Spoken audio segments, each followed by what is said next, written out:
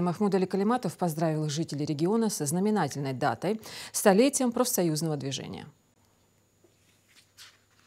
Дорогие друзья, сегодня мы отмечаем знаменательную дату – 100 лет со дня создания профсоюзного движения в Ингушетии. Позвольте поздравить всех вас с этим важным юбилеем. Первые профсоюзные организации в нашем регионе начали формироваться в 1924 году, в период, когда республика делала первые шаги на пути социально-экономического развития. Уже тогда они стали опорой для трудящихся, боролись за достойные условия труда, защищали интересы рабочих и их семей. В годы индустриализации профсоюзы активно участвовали в строительстве промышленных объектов и развитии сельского хозяйства. Во время Великой Отечественной войны трудящиеся Ингушетии внесли огромный вклад в общее дело победы. Многие ушли на фронт, а те, кто остался в тылу, работали на пределе сил. Профсоюзы в это время собирали средства для фронта, поддерживали семьи солдат и раненых. Особенно тяжелым испытанием для нашего народа стала депортация 1944 года. Несмотря на трагедию, профсоюзные организации продолжали выполнять свою работу, поддерживая людей в условиях изгнания и лишений. После возвращения на родину в 1957 году профсоюзы сыграли важную роль в восстановлении социальной и экономической жизни региона. А в 1990-е годы, когда была образована Республика Ингушетия,